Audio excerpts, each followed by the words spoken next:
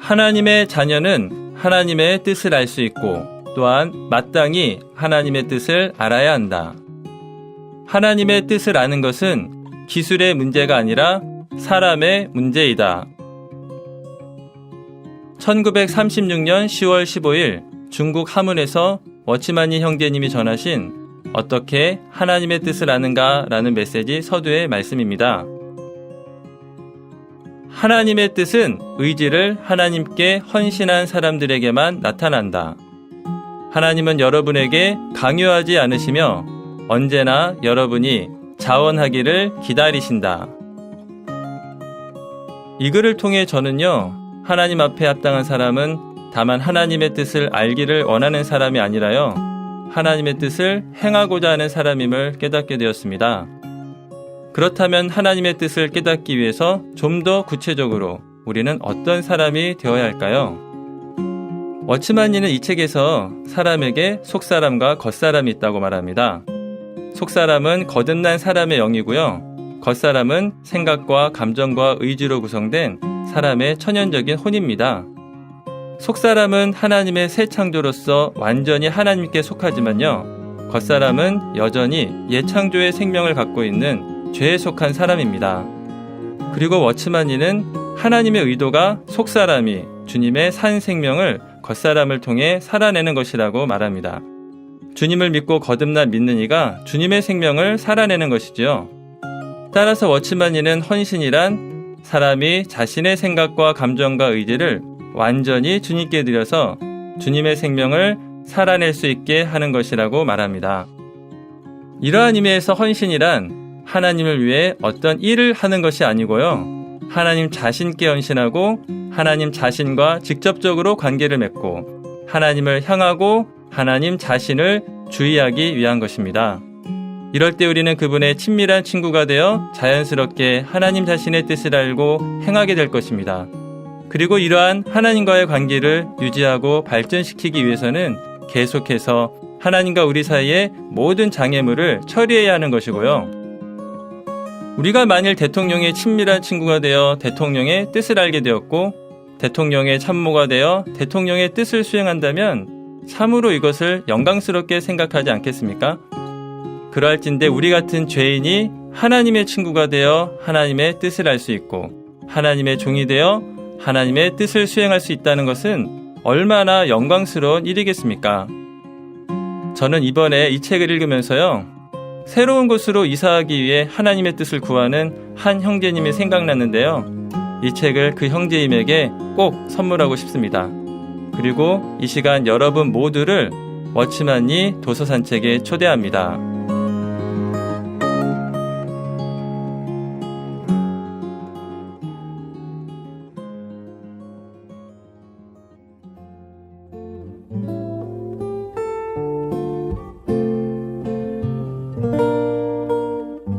나는 사람들로부터 어떻게 하나님의 뜻을 알 수 있느냐는 질문을 받는 것을 좋아하지 않는다.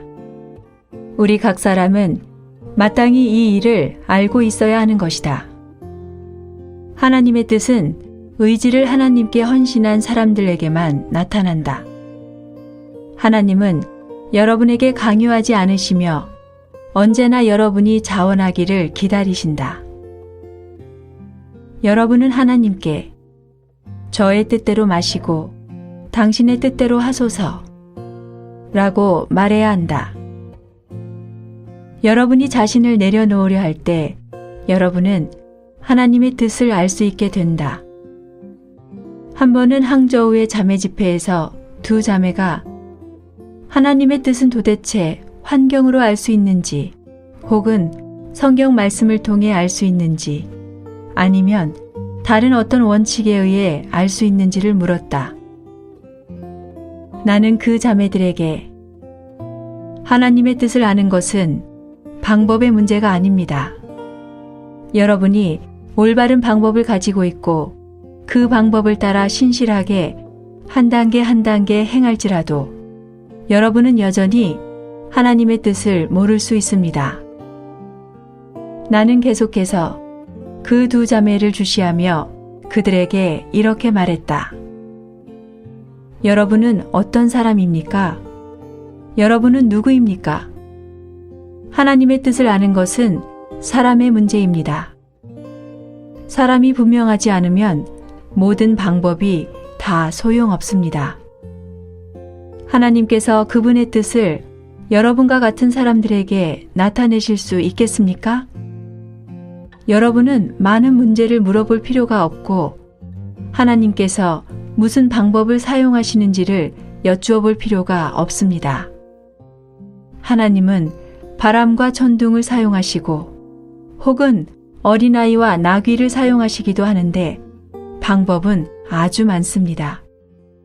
여러분은 다만 여러분과 같은 사람이 하나님의 뜻을 알기에 합당한가를 물어야 합니다. 창세기 18장에서 하나님께서 소돔성을 멸하려 하실 때 하나님과 그리스도께서 내려오셔서 이 일을 아브라함에게 숨기지 못하겠다고 말씀하셨다. 아브라함은 하나님의 벗이었다. 아브라함이 하나님과 간격이 없었기 때문에 하나님은 그에게 그분께서 하시려는 일을 숨길 수 없으셨다. 롯은 아브라함의 친척이었고 영적인 지식도 꽤 있었을지도 모른다. 그러나 하나님은 그분께서 하시려는 일을 롯에게 알리지 않으시고 아브라함에게 알리셨다. 아브라함은 자격이 있었고 롯은 자격이 없었다. 여러분은 누구인가? 여러분은 아브라함인가? 아니면 롯인가? 오늘날 허다한 사람들이 대부분 하나님의 뜻을 아는 방법을 주의한다. 물론 방법을 배워야 하지만 반드시 아브라함이 되기를 배워야 한다. 롯이 가장 좋은 방법을 배웠다 할지라도 소용이 없는데 왜냐하면 그는 세상에 있었기 때문이다. 그는 세상을 처리하지 않았고 그의 위치를 처리하지 않았다.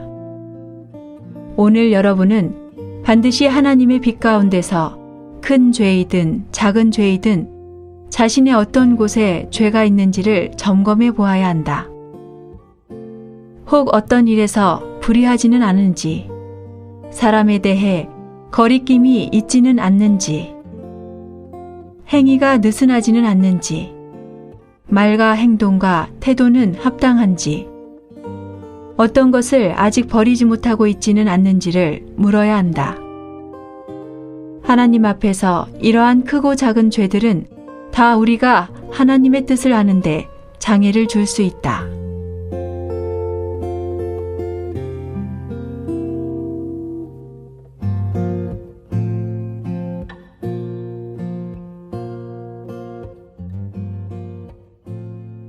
안녕하십니까. 멋지만리 도서산책 이번 6번째 시간인데요. 저는 좋은일 형제라고 하고 지난번과 동일하게 세 분의 형제님들 함께 해주셨습니다. 안녕하세요. 안녕하세요. 지금 밖에 비가 많이 오고 있는데 네, 엄청 많이 오고 있어요. 뭐 오시는데 어려움은 없었나요? 네, 아침에 오면서 제가 깜빡하고 우산을 놔두고 와가지고요. 네. 와가지고 다른 자매님거 우산을 원래 들고 지금 왔습니다. 큰 어려움이 있었는데. 그런데 지금 비 없는 장마가 지속되고 있다고 하더라고요. 네. 그래서 이런 비가 어떤 면에서는 꼭 필요한 것 같습니다. 맞습니다. 우리 이동에 좀 어렵긴 하겠지만 또 네. 비를 간절히 기다리는 분들도 있잖아요. 맞아요. 네. 그렇죠. 그런 걸 생각하면은 기뻐야 될 것 같아요. 네, 그쵸. 아멘. 그래서 이번에 저희가 읽은 책 제목이 어떻게 하나님의 뜻을 아는가 이 책인데 네. 네. 이 책을 읽으면서 그 생각을 했어요. 우리가 왜 하나님의 뜻을 알려고 할까? 네, 이 부분에 대해서 생각을 했는데 책에서도 이 부분에 대해서 나와 있어요. 그래서 어떤 사람들 이렇게 나열을 하는데 네. 그 부분들을 읽으면서 저는 우리가 좀 천연적인 어떤 삶의 욕구를 채우려고 자기 중심적인 생각 안에서 하나님의 그 자기 좋아하는 뜻만을 취하는 건 아닌가 이런 생각을 좀 했거든요. 예. 형제님 어떻게 생각하세요? 저도 처음에 하나님의 뜻을 아는가 이 책을 봤을 때는 네. 야, 정말 이거 대단한 책이다. 이제 내가 앞으로 뭐 해야 될지 다 알려줄 수 있는 비결을 알 수 있겠다라고 생각을 했어요. 네. 김성욱 형제도 그러지 않았나요? 맞습니다. 근데 이제 다들 이제 느끼셨겠지만 네. 막상 이 책을 대할 때 아이고야, 난 또 형편없는 사람이구나. 네. 그런 생각을 많이 갖게 됐거든요. 그래서 하나님의 뜻은 사실 이제 하나님의 뜻인데 하나님 중심에서 생각을 해야 되는데 여전히 정말 저는 내 중심적으로 생각을 하면서 하나님의 뜻을 찾으려고 했었던 걸 참 부끄러웠습니다. 이 책을 보면서. 네. 근데 사실 누구나 다 네. 주님 믿는 사람들은 하나님 뜻이 알고 싶어 하잖아요. 네. 이 사람과 결혼해야 될지, 이 대학을 가야 될지, 이 직장을 가야 될지, 사실 우리 확신이 없거든요. 네. 그러다 보니까 주님, 이게 맞습니까? 저게 맞습니까? 이렇게, 그래서 뭔가 그 선택이, 그 길이 가장 좋은, 근데 그것이 주님 편에서가 아닌 내 편에서 가장 좋은 길을 가고 싶기 때문에 아마 그거를 그렇게 적용하고 있는 것 같아요. 네.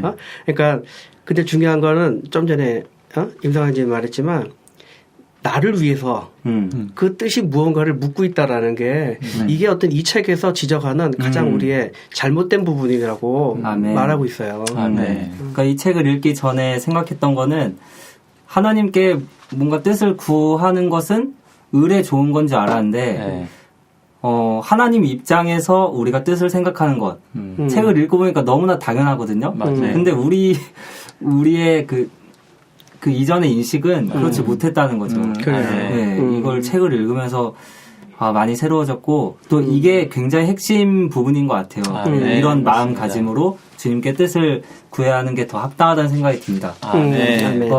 그래서 이어서 책에 대한 얘기를 좀 하자면은 네.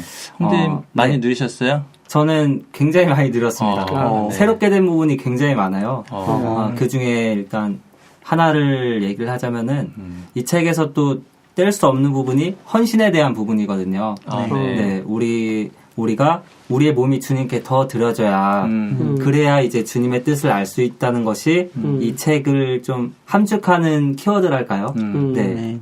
그렇게 얘기를 할 수 있는데 아멘. 제가 누린 부분은 헌신의 기점, 그러니까 헌신의 시작 부분과 또 그 계속이라고 해야 되나요? 한 번 헌신한 게 끝이 아니고 계속 헌신을 해야 된다는 거예요. 가령 네. 저는 이 부분을 누리면서 그 베드로 이야기가 생각났어요. 베드로가 바닷가에서 갈릴리 해변가에서 예수님께서 따라오라고 하셨을 때 그 그물을 버리고 따라가잖아요. 전 이것이 직업을 버린 어마어마한 그런 헌신이었다고 생각을 하거든요. 근데 직업을 버린 것으로 헌신을 했고 또 거기에서 뭐 주님의 뜻을 알겠지만 거기서 알게 된 뜻이 그 모든 뜻은 아니라는 거죠. 헌신은 계속되어야 되고 그 과정 가운데에서 또 주님의 뜻이 계속 임한다는 거예요. 아멘. 저는 이 부분이 굉장히 누려졌어요. 아멘. 저도 조은일 형제님하고 이렇게 좀 비슷한 부분을 누렸거든요. 네. 특별히 헌신에 대해서 이렇게 기대하지 않은 내용이었어요. 하나님의 뜻을 아는 것과 헌신. 근데 워치만 형님은 너무 분명하게 얘기하시더라고요. 우리가 우리 자신을 그냥 일반적인 헌신, 형님이 말한 것처럼 그 바닷가의 헌신이 아니라 다락방에서의 헌신, 그런 절대적인 헌신을 한 그날이 하나님의 뜻을 알기 시작하는 날이라고 이렇게 얘기하더라고요. 그럼 과연 나에게 이러한 시작점이 있는가? 내가 하나님께 절대적으로 내 자신을 헌신한 적이 있는가? 근데 참 주님의 긍휼로 저에게 그러한 한 날이 있었어요. 제가 이제 학생 때 막 고민을 한 적이 있었어요. 하나님을 위해서 살아야 될지, 나를 위해서 살아야 될지. 거의 한 달을 고민했던 것 같아요. 근데 그때 저의 마음속에는 하나님을 위해서 50%, 나를 위해서 50%. 그거 갖고는 마음속에 평강이 없더라고요. 또 하나님의 요구도 100%를 요구하시더라고요. 근데 제가 막 고민하는 끝에 정말 그것이 무슨 의미인지 몰랐어요. 하나님을 위해서 사는 것이 무슨 의미인지 몰랐지만 하나님, 제가 하나님 위해서 살겠습니다. 정말 내 자신을 주님께 헌신합니다라고 고백을 한 그 순간이 정말 생각이 나더라고요. 그리고 정말 주님의 은혜로 정말 그러한 시점 이후로 정말 하나님의 뜻을 조금씩 알게 됐거든요. 그리고 지금은 정말 하나님의 뜻이 정말 그리스도를 우리 안에 분배하시고 이 그리스도를 누려서 정말 이런 하나님을 믿는 사람들이 그분의 한 몸이 된다. 이런 놀라운 하나님의 뜻을 알게 됐는데 정말 이러한 것이 참 주님의 긍휼이라는 생각이 듭니다. 아멘. 사실 우리 임영재님 얘기를 들어보니까 좀 적극적인 면에 들렸는데 저는 조금 반대로 뜻을 모르고 열심히 주님을 섬겼던 사람이거든요. 그러다 보니까 뜻과 관계없이 열심히는 했어요. 복음을 열심히 전하러 다니고 저기 기타 들고 노방 찬양하러 다니고 저 군부대 빵 사들고 가서 막 연극도 하면서 촥 하고 미국에 있는 교포를 위해 다니고 근데 문제는 뜻이 뭔지 몰랐어요. 하나님의 뜻이 뭔지 모르고 다만 그렇게 열심히 하면 이거 하나님이 기뻐하시는 거야. 이렇게만 생각했었거든요. 그런데 제 인생에 전환점이 있던 한 시점이 있었어요. 아멘. 그 어떤 뜻을 본 형제님들과 이야기를 하는데 제 눈이 열렸어요. 야, 이건 내가 하나님과 관계없이 많은 시간을 보냈구나. 저 그러면서 내가 무엇을 쳐다보냐가 굉장히 중요하더라고요. 내가 하나님을 바라보지 않고 내 생각에서 내 의도를 따라서 막 하다 보니까 이거는 하나님을 위한다고 했는데 결과적으로 보니까 하나님과 전혀 관계없는 그래서 그 바울이 보면 사울일 때 막 그리스도인들을 핍박하러 가잖아요. 그때 사울은 너무나 정당했거든요. 아무 문제가 없었어요. 아멘. 하나님을 위하는 거였고. 그런데 사실 그가 그 빚을 만났을 때 장님이 되잖아요. 왜 장님이 됐을까? 그 보면 그만큼 사울이 캄캄한 어둠 속에 있었다라는 거를 하나님이 보여주셨던 것 같아요. 아멘. 그러니까 우리가 뜻을 아는 문제는 우리가 열심히 내는데 그것도 중요하지만 헌신도 해야 되는데 정말 왜 헌신을 해야 되는지라고 하는 강력한 하나의 동기부여고 하나님의 마음과 일치되는 너무나 중요한 그 출발점인 것 같아요. 아멘. 형님 얘기 들어보니까 저는 16페이지에 있는 내용을 많이 누렸었는데 그 내용 중에 여러분은 방법을 찾을 필요가 없이 다만 계속해서 자신을 주님께 헌신하고 하나님과 사이의 모든 장애를 처리하여 하나님과의 정확한 관계를 유지한다면 하나님의 뜻을 알 수 있을 거라고 얘기하거든요. 많은 그리스도인들이 방법을 찾고 있는 것 같아요. 그리고 그 방법을 가지고 여전히 하나님을 섬기고 있고 근데 이게 하나님을 원하시는 건가 다시 한번 생각해 볼 필요가 있다라는 거죠. 아멘. 이 방법을 쫓아서 살 것인지 정말 하나님께서는 그 사람 전제를 원하시는데 사람들은 많은 일들을 하고 있다라는 거죠. 근데 이 일들조차도 하나님의 뜻을 그분이 계시하는데 방해 요소가 될 수 있다라는 게 느껴지더라고요. 방법을 붙잡고 있다면은 하나님이 원하시지 않는데 나는 그 일을 하고 싶어요. 그래서 그 일을 하고 있지 않은가 한번 돌이켜볼 필요가 있는 것 같아요. 아멘. 저는 이거 내용 중에서 디모데전서 2장 4절에 이 말씀 있잖아요. 하나님은 모든 사람이 구원을 받으며 진리를 온전히 아는데 이르기를 원하신다. 아멘. 하나님은 원하시기 때문에 누구에게나 믿는 사람 누구에게나 그 뜻을 계시하셨어요. 이미 원하시니까. 그렇죠. 그런데 문제는 우리 상태가 그걸 보느냐 못 보느냐에 따라서 그걸 달라지는 것 같아요. 그래서 정말 우리가 장님이라면 아무리 빛이 가득해도 어두운 거고, 그죠? 눈이 열리면 열리는 것만큼 그 빛에 대해서 알 수 있게 되는 것 같아요. 그러니까 저는 우리 상태가 중요하다. 아멘.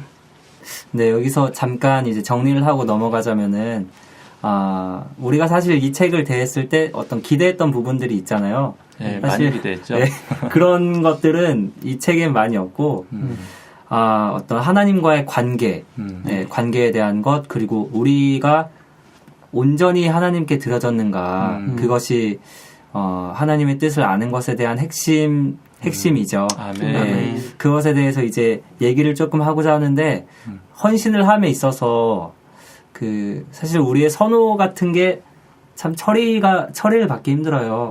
근데 책에서도 얘기를 하듯이 아주 작은 간격도 이런 하나님과의 관계를 유지시키는데 큰 방해가 된다고 하거든요.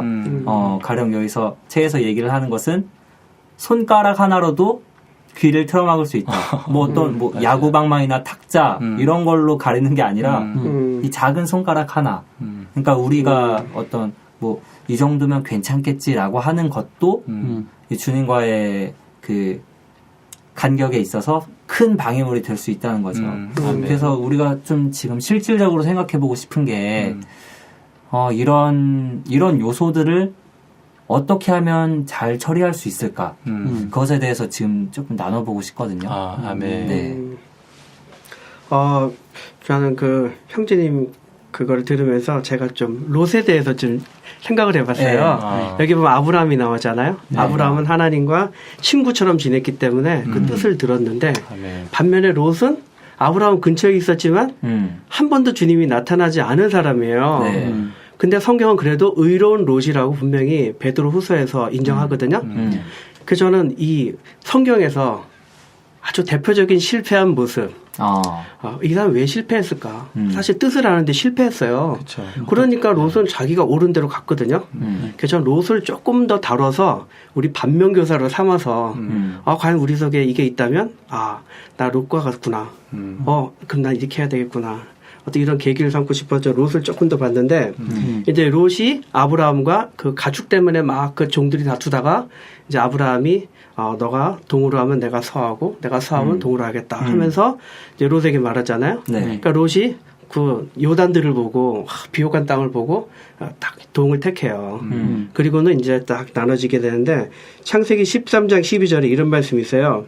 롯은 평지 성읍들에 머무르며 그 장막을 옮겨 소돔까지 이르렀더라. 이 상태는 지금 소돔에 들어가 있지가 않아요. 그러니까 소돔 근처에 있는 거지. 그러니까는 아마 롯의 마음 상태는 난 소돔에 있지는 않다. 다시 말 지금으로 따지면 난 세상과 그렇게 친하지 않아. 난 세상에 빠져 있지 않아 하면서 세상 근처에는 있지. 기웃기웃. 세상에서 조금 이 정도는 누릴 수 있지 하면서 아마 그 근처에서 적당히 타협하면서 색깔로 따지면 회색. 적당히 이렇게 있었을 거란 말이죠.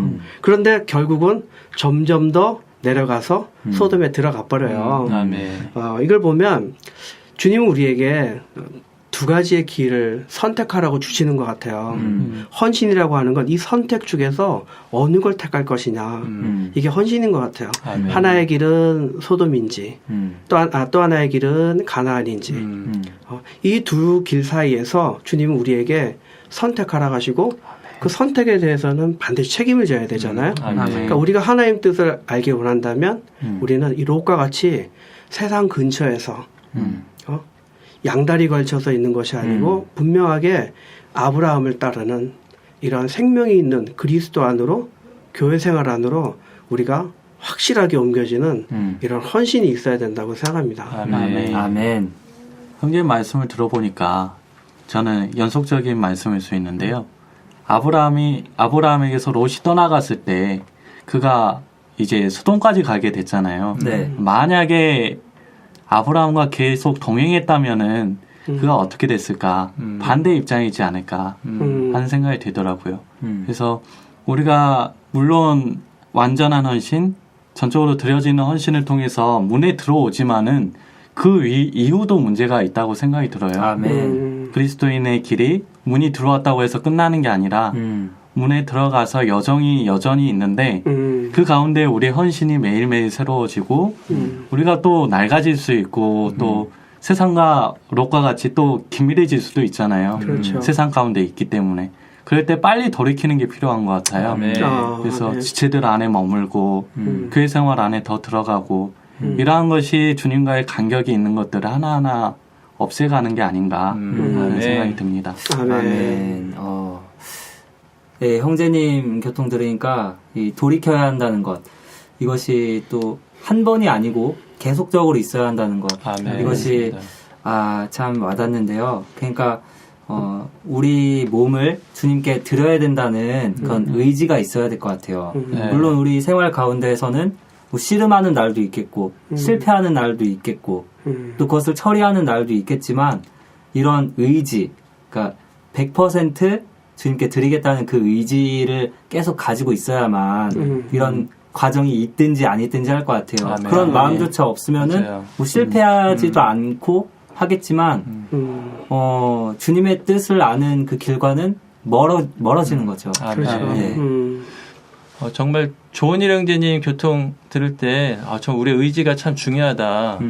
아까 형제이 말한 것처럼 손가락 하나만으로도 귀를 가릴 수 있고, 이렇게 작은 것 하나가 있어도 하나님의 뜻을 이렇게 가로막을 수 있다라는 거잖아요. 저는 무엇이 하나님과 하나님의 뜻을 이렇게 가리는 작은 나뭇잎이 될 수 있을까, 손가락이 될 수 있을까를 한번 생각해 봤는데요. 저는 하나님의 뜻을 내가 이미 알고 있다. 나는 지금 하나님의 뜻을 행하고 있다. 그런 생각이 저한테는 하나님의 뜻을 이렇게 듣지 못하게 하는 큰 장애물이 될 때가 많아요. 예를 들면 이렇게 뭐 같이 형제님들과 동역할 때 있잖아요. 그럼 제가 나는 이미 하나님의 뜻을 하고 있어. 이건 하나님의 뜻이야라는 어떤 확신을 내가 꽉 붙잡고 있으면 다른 사람 말이 귀에 안 들어오더라고요. 그래요. 어떤 좀 갇힌 느낌이네요. 네, 그러니까 다른 지체들이 어떤 그 조언이라든지 또 그것을 통해서 하나님이 말씀하실 수 있는데 그게 안 들리는 거예요. 근데 이제 제가 마태복음 7장에 하나님의 뜻을 행하는 사람이 천국에 들어갈 수 있다 이렇게 말씀하셨거든요.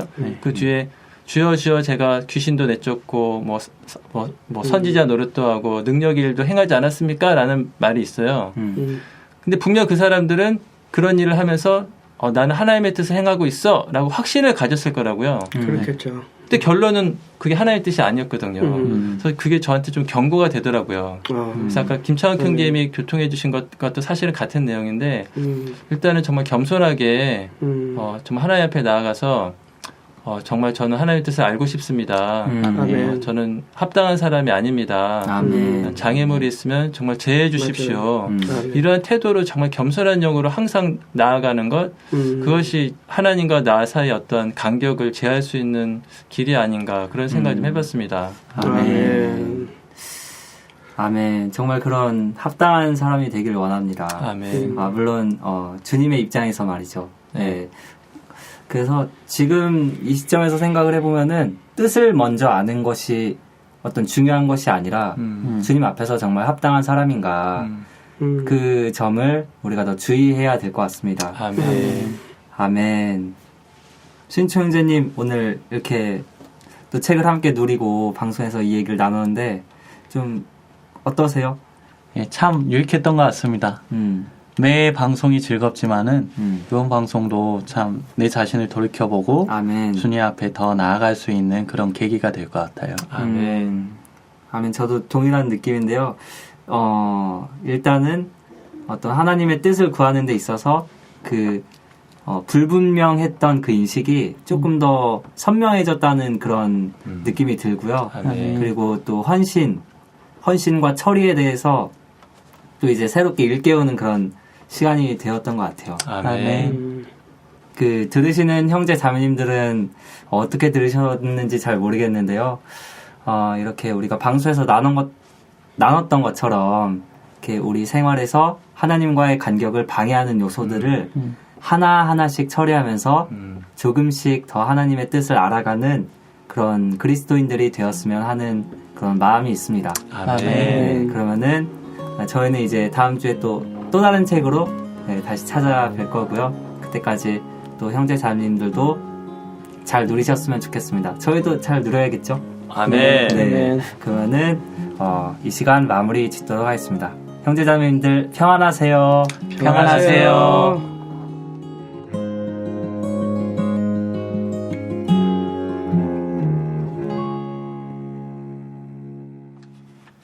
김창욱 형제님 저기 이사하셨는데 저희 한번 초대하신다고 그랬잖아요. 그래서 저희 집들이 겸해서 형제님 댁에서 다음 주에 도서 산책하면 어떨까? 괜찮으신가요? 네, 좋아요.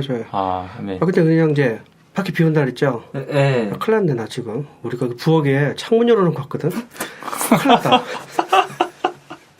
빨리 가봐야 될 것 같아.